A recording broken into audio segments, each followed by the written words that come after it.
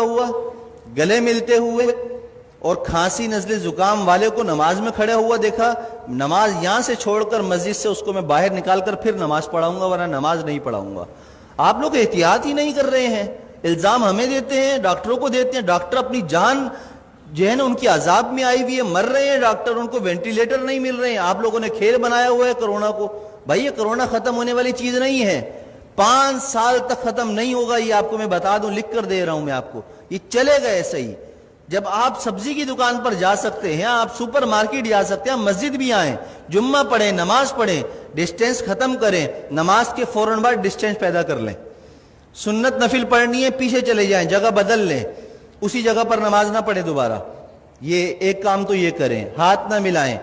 Mask کا استعمال لازمی کریں، ہر کوئی اپنے پاس رکھے، باہر سے لگا کر آئے، نماز پڑھتے ہوئے اگر کسی کو اتارنا ہے تو اتار لے، لیکن نماز سے پہلے یا نماز کے بعد اگر آپس میں سامنے کھڑے ہوئے بات کرنے ہیں، بغیر ماسک کے کوئی بات نہیں کرے گا۔ اگر کرے گا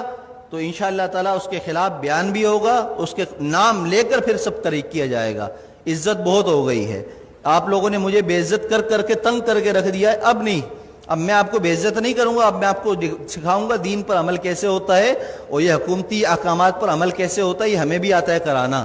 اور اگر اب میرے خلاف کسی نمازی یا کسی نے بھی کوئی درخواست یا کوئی ایسی حرکت کرنے کی کوشش کی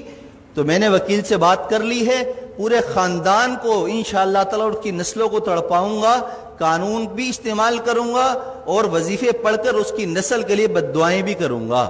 اس لیے کہ میں بہت تنگ آ چکا ہوں آپ لوگوں کی ان حرکتوں کی وجہ سے۔ 3 مہینے ہو گئے مجھے برداشت کرتے ہوئے، بد احتیاطی ختم کرنے کا نام کوئی نہیں لے رہا، بس ٹائم پر ٹک ٹک ٹک ٹک اذان، ٹک ٹک ٹک ٹک اذان۔ ابے پرہیز تو کرو، جو ڈاکٹر کہہ رہے وہ تو کرو، جو علماء کہہ رہے ہیں وہ تو کرو، اپنے باپ کی بات مانتے نہیں ہو، مولویوں پر انگلی اٹھاتے ہو، شرم نہیں ہے تم لوگوں کے اندر۔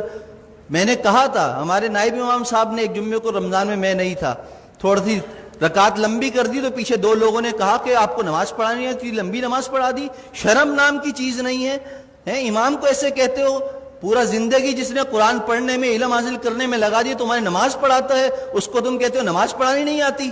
تمہیں تو طہارت اور غسل نہیں آتا،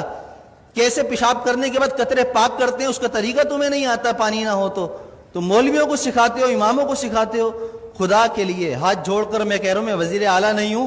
کہ کرپشن کر کے ہاتھ جوڑ رہا ہوں آپ کے سامنے، میں امام ہوں، میرا کردار آپ کے سامنے ہے۔ 7 سال ہو گئے، میری ساری نمازیں سب کچھ، کسی نماز میں اگر میں نہیں ہوں تو اس کی کوئی نہ کوئی شرعی عذر ہوتا ہے میرے پاس، لیکن وہ عذر پیش کرنا میرا آپ کے سامنے نہیں ہے، میں آپ کے سامنے پیش کروں، اللہ کے سامنے پیش کر دیتا ہوں، میرا دل صاف ہے، مجھے ضرورت نہیں ہے اپنی صفائیاں دینے کی۔ لیکن احتیاط کیجئے، عمل کیجئے، جمعے کی نماز بھی مل کر کھڑے ہو کر پڑھیے اور فوراً جدا ہو جائیے، دور کھڑے ہو کر سنتیں پڑھیے، اور عصر کی نماز سے ماسک کا اہتمام کیجئے، جیب میں رکھ کر لائیے، پہن کر لائیے، بات کرنی ہو ماسک لگا کر پہنیے، مجھ سے مسئلہ پوچھنا ہو 1 فٹ دور بیٹھ کر مجھ سے مسئلہ پوچھیے، ہاتھ اور ملانے کی اور مجھے خیریت لینے کی آپ کو ضرورت نہیں، الحمدللہ میں خیریت سے ہوں۔ اللہ ہم سب کو دین کی سمجھ اور عمل کی توفیق عطا فرمائے۔ میری باتیں کسی کو بری لگی ہوں تو پیشگی معذرت ہے،